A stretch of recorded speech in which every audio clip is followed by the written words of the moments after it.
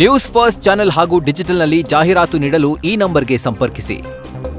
ರಾಜ್ಯ ಕಾಂಗ್ರೆಸ್ನಲ್ಲಿ ಸೆಪ್ಟೆಂಬರ್ ಕ್ರಾಂತಿಯ ಕಲಹ ಈಗ ಜೋರಾಗ್ತಾ ಇದೆ. ಗುಪ್ತಚರ ಇಲಾಖೆಯ ಮಾಹಿತಿಯನ್ನ ಕೇಳಿದ್ದಾರೆ ರಾಜ್ಯದ ಮುಖ್ಯಮಂತ್ರಿ ಸಿದ್ದರಾಮಯ್ಯ.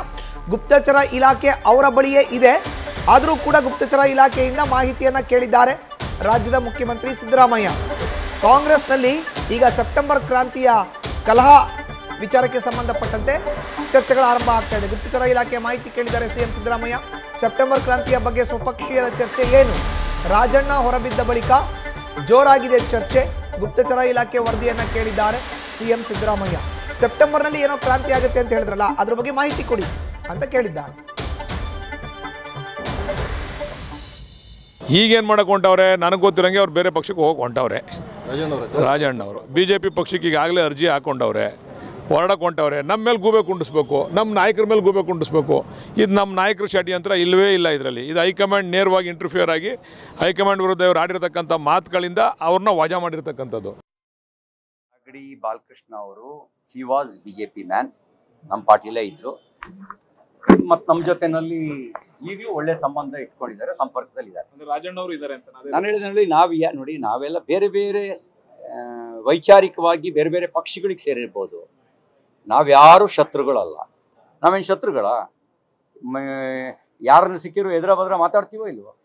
ಮತ್ತೆ ಇವಿದೆಯೂ ಇಲ್ಲ ಈ ರಾಜಕೀಯದಲ್ಲಿ. ಶಾಶ್ವತ ಶತ್ರುಗಳು ಇಲ್ಲ, ಶಾಶ್ವತ ಮಿತ್ರರು ಇಲ್ಲ. ಇದಕ್ಕೆ ಉದಾಹರಣೆ ಸಿದ್ದರಾಮಯ್ಯನವರೇ, ಇದಕ್ಕೆ ಉದಾಹರಣೆ ದೊಡ್ಡ ದೊಡ್ಡ ನಾಯಕರು ತುಂಬ ಜನ ಇದ್ದಾರೆ. ಹೆಚ್ಚಿನ ಮಾಹಿತಿ ನೀಡ್ತಾರೆ ನಮ್ಮ ಪ್ರತಿನಿಧಿ ಶಿವಪ್ರಸಾದ್. ಈಗ ನೇರ ಸಂಪರ್ಕಕ್ಕೆ ಜಾಯ್ನ್ ಆಗಿದ್ದಾರೆ. ಶಿವಪ್ರಸಾದ್, ನೋಡಿ, ರಾಜಕಾರಣದಲ್ಲಿ ಯಾರು ಮಿತ್ರರಲ್ಲ, ಯಾರು ಶತ್ರುಗಳಲ್ಲ ಅಂತ ನೇರವಾಗಿ CT ರವಿ ಅವರು ಹೇಳಿಕೆ ಕೊಟ್ಟಿದ್ದಾರೆ. ಇದರ ಅರ್ಥ ಸೆಪ್ಟೆಂಬರ್ ಕ್ರಾಂತಿಯ ಬಗ್ಗೆ ಎಲ್ಲೋ ಒಂದು ಕಡೆ ಮುನ್ಸೂಚನೆ, ಇದರ ವರದಿಯನ್ನ ಈಗ ಖುದ್ದು ಮುಖ್ಯಮಂತ್ರಿ ಸಿದ್ದರಾಮಯ್ಯನವರು ಕೇಳಿರುವಂತಹದ್ದು. ಶಿವಪ್ರಸಾದ್, ಖಂಡಿತವಾಗಿ ಮಧುಸೂದನ್, ಈಗಾಗಲೇ ಸಚಿವ ಸಂಪುಟದಿಂದ ಹಿರಿಯರಾಗಿದ್ದಂಥ ರಾಜಣ್ಣ ಅವರು ಹೊರಬಿದ್ದ ನಂತರ ಪಕ್ಷದಲ್ಲೂ ಕೂಡ ಸಾಕಷ್ಟು ಬದಲಾವಣೆಗಳಾಗ್ತಾ ಇದ್ದಾವೆ. ಈ ವಿಚಾರ ಕುರಿತಂತೆ ಅನೇಕ ಶಾಸಕರುಗಳು ತಮ್ಮದೇ ಆದಂಥ ಅಭಿಪ್ರಾಯವನ್ನು ಬಹಿರಂಗವಾಗಿ ಹೇಳ್ತಾ ಇದ್ದಾರೆ. ಇದರ ನಡುವೆಯೂ ಕೂಡ ಕೆಲವೊಂದಿಷ್ಟು ಶಾಸಕರನ್ನ BJP ನಾಯಕರು ಸಂಪರ್ಕಕ್ಕೆ ತೆಗೆದುಕೊಂಡಿದ್ದಾರೆ ಅಂತಕ್ಕಂಥ ಮಾಹಿತಿ ಕೂಡ ಚರ್ಚೆ ಆಗ್ತಾ ಇದೆ.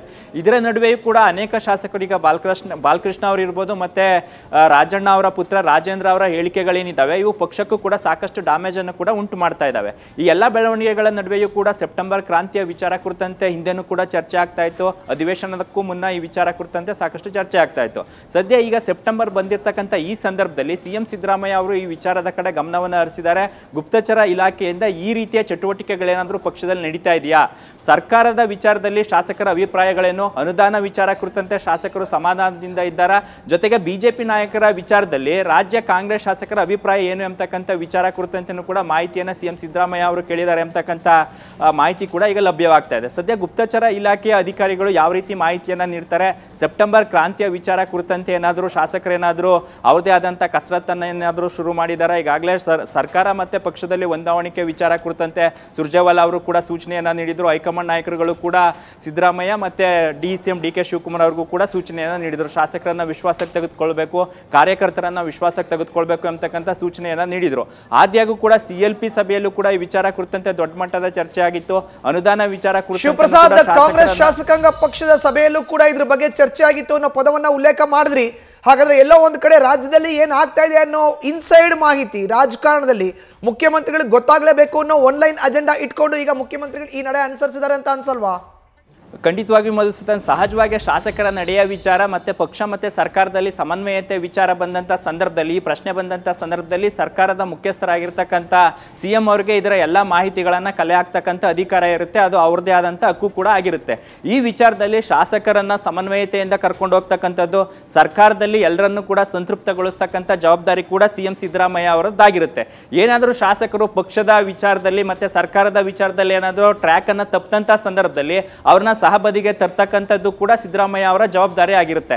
ಆ ಕಾರಣಕ್ಕಾಗಿ ಸದ್ಯ ಈ ರೀತಿಯ ಚಟುವಟಿಕೆಗಳಿಲ್ಲ ಎಂಬತಕ್ಕಂಥದ್ದು ಮೇಲ್ನೋಟ ಕಂಡು ಬಂದರೂ ಸಹಿತವಾಗಿ ಸೆಪ್ಟೆಂಬರ್ ಕ್ರಾಂತಿಯ ವಿಚಾರದ ಏನು ಚರ್ಚೆ ಇದೆ ಇದನ್ನು ಖುದ್ದು ತಮ್ಮ ಪಕ್ಷದ ನಾಯಕರೇ ಹುಟ್ಟು ಹಾಕಿರ್ತಕ್ಕಂಥದ್ದು. ಹಾಗಾಗಿ ಸದ್ಯ ಈಗ ಸೆಪ್ಟೆಂಬರ್ ಬಂದಿರತಕ್ಕಂಥ ವಿಚಾರ ಜೊತೆಗೆ ಕೆಲವೊಂದಿಷ್ಟು ಶಾಸಕರು ತಮ್ಮದೇ ಆದಂಥ ಅಭಿಪ್ರಾಯವನ್ನು ಬಹಿರಂಗವಾಗಿ, ಅಂದರೆ ನಾಯಕರ ವಿರುದ್ಧ ಅಸಮಾಧಾನವನ್ನು ಹೊರಹಾಕ್ತಾ ಇರೋದ್ರಿಂದ ಪಕ್ಷದಲ್ಲಿ ಎಲ್ಲವೂ ಕೂಡ ಸರಿ ಇಲ್ಲ ಎಂಬತಕ್ಕಂಥದ್ದು ಕೂಡ ಈಗ ಗೊತ್ತಾಗ್ತಾ ಇದೆ.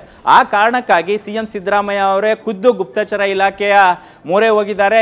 ಇದರಿಂದ ಮಾಹಿತಿಯನ್ನು ಕೂಡ ಕಲೆ ಆಗ್ತಕ್ಕಂಥ ವಿಚಾರಕ್ಕೆ ಸಿಎಂ ಅವರು ಅಲರ್ಟ್ ಆಗಿದ್ದಾರೆ ಅಂತಕ್ಕಂಥ ಮಾಹಿತಿ ಲಭ್ಯವಾಗ್ತಾ ಇದ್ದು, ಸದ್ಯ ಈಗ ಈ ವಿಚಾರ ಕುರಿತಂತೆ ಸೆಪ್ಟೆಂಬರ್ ಕ್ರಾಂತಿಯ ವಿಚಾರ, ಸರ್ಕಾರದಲ್ಲಿ ಸಚಿವರು ಶಾಸಕರ ಸಮನ್ವಯತೆ ವಿಚಾರ, ಅಸಮಾಧಾನದ ಏನಾದರೂ ಇದ್ದಂಥ ಸಂದರ್ಭದಲ್ಲಿ ಈ ವಿಚಾರಗಳನ್ನು ಕೂಡ ಗುಪ್ತಚರ ಇಲಾಖೆ ಅಧಿಕಾರಿಗಳು ಸಿಎಂ ಸಿದ್ದರಾಮಯ್ಯ ಅವರಿಗೆ ನೀಡಲಿದ್ದಾರೆ ಅಂತಕ್ಕಂಥ ಮಾಹಿತಿ ಈಗ ಲಭ್ಯವಾಗ್ತಾ ಇರ್ತಕ್ಕಂಥದ್ದು. ಮಧುಸೂದನ್, ಧನ್ಯವಾದ ಶಿವಪ್ರಸಾದ್ ನಿಮ್ಮ ಮಾಹಿತಿಗೆ.